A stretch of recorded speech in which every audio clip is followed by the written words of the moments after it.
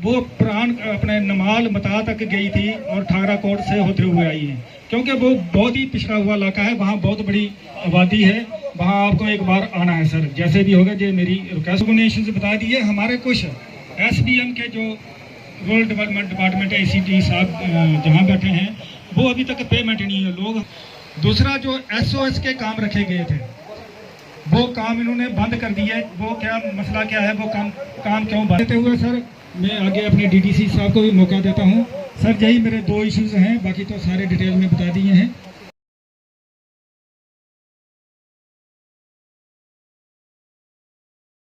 अर्जुन जी, आपका बहुत धन्यवाद जी। आज हमारा LG साहब को हम बहुत धन्यवाद करना चाहते हैं, जिन्होंने यहाँ हर पंचायत में जाकर, हर ब्लॉक में जाकर DC साहब को निर्देश दिया कि वहाँ जाकर लोगों की समस्या सुने। और हमारे जो DC साहब रियासी के, उन्होंने बहुत बेहतरीन लोगों की समस्या सुनी। और भर्ती इतनी बारिश होने के बावजूद भी DC साहब वहाँ बैठे रहे और लोगों की जो भी समस्या जेन्युइन थी उन्हें बताया। हमारे आए हुए सारे डिस्ट्रिक्ट ऑफिसर और सारे हमारे डिपार्टमेंट जो है, जो हमारे जो इशू थे जहाँ पे, जो हमारे काफ़ी देर से जो इशू हमने वो DC साहब के सामने रखे। और हमारा जो मेन जो इशू था, एक रोड की इशू किया हमने, NHPC विभाग उनके ऊपर हमने इशू रखा। और सबसे पहले हमने माइनिंग के ऊपर बहुत बड़ा इशू रखा और DC साहब ने आश्वासन दिया कि इसके ऊपर हम पूरा विचार कर रहे हैं और हमारे जल्द ही इसको रेट को रिवाइज किया जाए। और हमारा कुछ हेल्थ सेक्टर के ऊपर था, हमारा NHPC विभाग जो थे और जो हमारे लैंड लूजर लोग थे, उनको वो जो जहाँ 35 साल से उनको बेइंसाफ़ी हो रही थी, हमने वो बात भी उनके सामने रखी। और हमारा यहाँ का ये एक हमारा फिश फार्म था जहाँ का अंदर वो काफ़ी 1992 से लेके आज वो डेवलपमेंट नहीं हो पाया और उसके लिए हमने उसके ऊपर इशू रखा। और हमारे अपने MG नरेगा के जो काम थे वो पेंडिंग पड़े हुए थे माइनिंग की वजह से। वो जो माइनिंग के रेट बहुत हाई है और नरेगा के जो हमारे रेट हैं बहुत, इसमें माइनिंग के रेट ज़्यादा, रेत बजरी के ज़्यादा रेट, उसकी वजह से हमारे वो काम कुछ पेंडिंग पड़े थे। और कुछ हमारा डिपार्टमेंट की वजह से कि जो हमारे MG नरेगा के स्टाफ की भी बहुत कमी थी। और हमारे सारे सोशल अपना वर्कर जितने भी लोग थे हमारे यहाँ आए और हमारी सारी बेहतरीन से बात सुनी और हमारे जितने भी इशू थे हमने उस पर नोट किए। और DC साहब ने उन्हें विश्वास दिलवाया कि इसके ऊपर हम पूर्ण विचार करेंगे और बैठ के डिस्कस करेंगे। ऑल डिपार्टमेंट जो जितने भी बैठे हैं, हमारे हार्टिकल्चर था, जैसे सेरिकल्चर था, जैसे PHE विभाग के लोग थे, जैसे बिजली के विभाग के लोग थे, जैसे सोशल फॉरेस्ट के लोग थे, सोशल वेलफेयर के लोग थे, जैसे आंगनबाड़ी सेंटर की जो भी प्रॉब्लम थी, जैसे हमारे आंगनबाड़ी सेंटर की बिल्डिंगें नहीं हैं, वो हमने भी लिखित में वहाँ रखा कि उसको बिल्डिंग दिए जाए ताकि वो बैठने के लिए, लोगों की जो बच्चों की बैठने की बहुत समस्या आ रही है। कोई स्कूल का इशू था, जैसे बिल्डिंग साइलांजन के अंदर वो ऐसे पड़ी थी, हमारा साइलांजन रोड का जो अपग्रेडेशन रोड था वो ऐसे आज वो खड्डे वगैरह वो बहुत ज़्यादा हैं। जैसे हमने अपग्रेडेशन रोड जो थनपाल से लेकर रड ब्रिज के लिए बात रखी कि इसको अपग्रेडेशन किया जाए और यहाँ की ट्रैफिक जो हमारी बहुत ज़्यादा जा रही है, उसके लिए हमने DC साहब से बात की। हमारी सोलर लाइटों की बात की, जो कि हमारे सिटी के अंदर DC साहब ने आश्वासन दिया कि इसके लिए हम प्रपोजल भेजेंगे सरकार को कि आपको हर गांव में, हर पंचायत को, हर वार्ड में हम ये सोलर लाइटें भी देंगे। उसके ऊपर हमारा ये एक तत्ता पानी जो हमारा थनपाल टू जो सलाल के अंदर तत्ता पानी है, वो सर में हमने एक रिक्वेस्ट की कि यहाँ के एक केबल कार लगाई जाए कि हमारा टूरिस्ट जो इतना बढ़िया पोटेंशियल है यहाँ पे, अगर टूरिस्ट यहाँ जैसे हमारा इस आपने सुना होगा कि चनका के अंदर ऐसे टूरिस्ट का एक वहाँ लोकल लोगों ने कुछ किया, वो तो ऐसे ही हमारा इतना फेमस हो चुका था। हम चाहते हैं कि टूरिज्म सेक्टर में ये एरिया लाया जाए। थनपाल एरिया है, जैसे हमारा अपना साइलांजन है, जैसे हमारा सलाल एरिया है, जैसे हमारा अरनास एरिया है, जैसे दगनटाप की बात करें हम, और जैसे हमारा सिहाड़ बाबा से नज़दीक ही हमारा यहाँ NHPC के विभाग का रिजर्वायर है। यहाँ हमारी बोटिंग जो हमारी होनी चाहिए और उसकी परमिशन दी जाइए ताकि हमारे युवा जो बेचारे बेरोज़गार लोग हैं, जो बच्चे हमारे पढ़े लिखे और बेरोज़गार हैं, उनको रोज़गार मिल सके।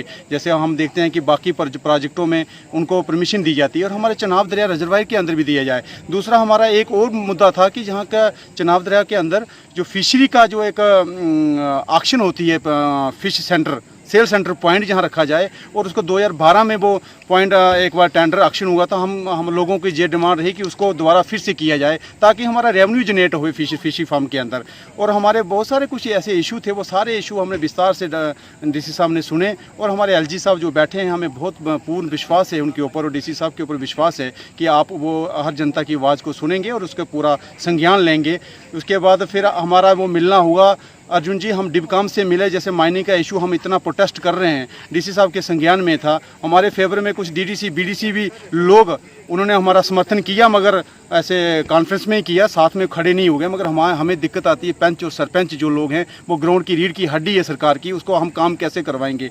और आज मुझे बड़ा अफसोस की बात से कहना पड़ा कि डीडीसी बीडीसी चेयरमैन इस मायने के इशू पर डीसी साहब के सामने नहीं पहुंचे। ये आम पब्लिक का काम ये इशू है, जो किसी पर्सनल नहीं है। खाली हम रेट रिवाइज कम करने की बात कर रहे हैं। यहाँ माइनिंग हमारी इतनी बड़ा रिसोर्स है जहाँ की मुझे लगा डिस्ट्रिक्ट रियासी से ज़्यादा किसी और डिस्ट्रिक्ट में माइनिंग नहीं है। मगर हमारे लैंड लूजर लोग हैं जहाँ पे जिनकी ज़मीनें चलेगी, हमें ब्लॉक ठाकरा कोट को, अरनास ब्लॉक को हमारा अलग से ब्लॉक देना चाहिए। इन्होंने जो पंचायतों को मिलना चाहिए, जैसे हमारे गरीब PMAY आवास योजना के मकान बनने हैं। आपको पता है अर्जुन जी, जहाँ 1,60,000 सरकार देती है, अगर हम 15,000 की गाड़ी एक वहाँ पहुँचेगी और उसमें मुझे मेरा गाँव जो पंचायत धरान में नवाल एरिया है वहाँ तो 20,000 रुपया, तो उसको मिल गया 25,000 रुपया, उसको हेड लोड लग जाता है। कैसे डेवलपमेंट हो पाएगी। हम चाहते हैं कि पंचायतों को ये मिलना चाहिए। हम किसी के खिलाफ नहीं हैं, हम किसी कॉन्ट्रैक्टर के खिलाफ नहीं हैं। हम अपनी आवाज़ आगे लोगों की जो हित की आवाज़ है, हमें जिन लोगों ने इलेक्टेड चुन के पंच हो, चाहे सरपंच हो, चाहे BDC चेयरमैन हो, चाहे DDC चेयरमैन हो, इनका एक दायित्व बनता है कि लोगों की हित की आवाज़ को आगे लाना चाहिए। और हमारे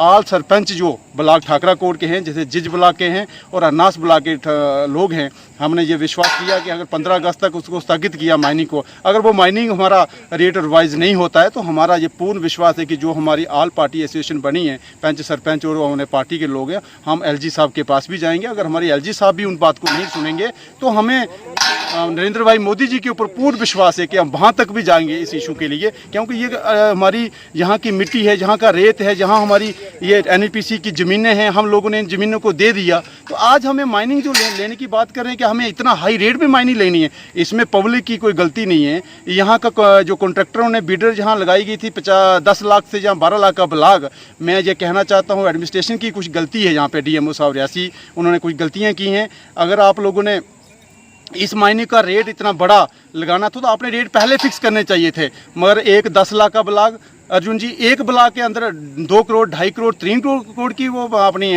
टेंडरिंग हुई, बिड हुई। मगर उसमें जनता का क्या कसूर है इसके बीच में। जनता को तो ये है कि उसको माइनिंग सस्ते रेट पे मिलनी चाहिए। जो रेट जम्मू के रेट है माइनिंग का, जो सांबा में रेट है, जैसे जो हमारे कठुआ के अंदर जो रेट है वो 2.5 रुपये 3 रुपये फुट है। और हमारा यहाँ इतना माइनिंग है इसके अंदर, मुझे लगता है कि हमारा 2-2.5 रुपये लोडिंग करके देना चाहिए। हमारा यही आज DC साहब के साथ मुलाकात हुई। हमें DC साहब से इतना विश्वास है, हम दिल की उनकी अपने दिल के गहराइयों से उनका स्वागत करते हैं, जो मेरी वार्ड में 9 नंबर पंचायत में आए और पूरी पंचायत और ब्लॉक के लोगों को जहां आने का बोलने का भी मौका दिया। और सारे पंचों सरपंचों ने, सारे लोगों ने वहां बात रखने की, उनको बड़े विस्तार से सुना।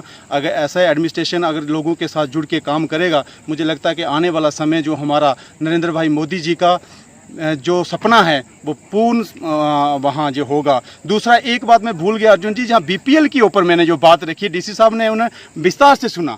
BPL हमारा डिस्ट्रिक्ट रियासी के अंदर उन लोगों का BPL बना हुआ है जिनके घर में डबल स्टोरी मकान है, जो यहाँ के अपने जो एम्प्लॉई हैं उनका BPL बना है। मैं अपनी बाढ़ की बात करूं, मेरे बाढ़ के अपना छोटा भाई है मेरा, वो अनएम्प्लॉयमेंट है, उसको रहने के लिए जगह नहीं है। मैं DC साहब को बोला कि आप वहां जाके रेवेन्यू तहसीलदार मौके पे जाएं, क्या उनके पास रहने के मकान है, उसका BPL काट दिया गया। कुछ ऐसे राजनीति तंत्र जहाँ कुछ ऐसे, मुझे मैं TSO के हिसाब से भी कोई ये नहीं कहता हूँ कि उन्होंने काटा होगा, मैं AD साहब से भी बात करूँगा। इसके लिए मैं जहाँ तक जाना पड़ेगा। और गरीब को हक मिलना चाहिए। जो अमीर लोग हैं उनको BPL काट के गरीब को हक देना चाहिए, मेरी यही बात थी। और दूसरा मैं सोशल अपने डिपार्टमेंट से ये करूँगा कि उनका हमारा बहुत बढ़िया ताबन रहता है। हमारे जो सोशल फॉरेस्ट के ऑफिसर जो बैठे हैं, हम जैसे भी वहाँ जाते हैं, जाने का हमें जो भी फाइल लेके जाता है हमारा उसी समय काम होता है। कुछ हमारी विधवा पेंशन है, कुछ हमारी बुढ़ापा पेंशन है। मैं एक सरकार से और गोहर लगाना चाहता हूँ कि नरेंद्र भाई मोदी जी से, कि जो आपने APL के लोगों को जो BPL अपना पेंशन को काट दिया, बुढ़ापा, सर यही बुढ़ापा सहारा है। आप ग्राउंड पे बेचारा जब भी बुजुर्ग जो बुढ़ापा हो जाता है, मगर उसको कोई भी साथ देने वाला नहीं होता। यही एक है कि जो उनको गवर्नमेंट सरकार के हिसाब से 1,000 रुपया उनको मिलता है, उनको भी इसी दायरे में लाना चाहिए। और मेरा यही कहना है। धन्यवाद, बहुत बहुत जय हिंद, जय भारत। सर थैंक यू, आपने हमारी बात जानने के लिए जहाँ पर आए। मेरा नाम विद्वान सिंह है, मैं साइलांजिन में बिलोंग करता हूँ। आज हमारे जहाँ पे पब्लिक दरबार लगा, पूरा एडमिनिस्ट्रेशन आया और डीसी साहब जहाँ पे आए उन्होंने हमारी विस्तार से बातें सुनी और हमें विश्वास है कि जो गांव-गांव जा रहे हैं। अभी पिछले ही दिनों में जे साड़ी बमाग में गए थे और इसी इलाके में जे पहाड़ी दूरदराज इलाके में भी जा रहे हैं और हमें विश्वास है कि जो काम हम इनके समक्ष रखेंगे ये ज़रूर उसमें अमल करेंगे सर।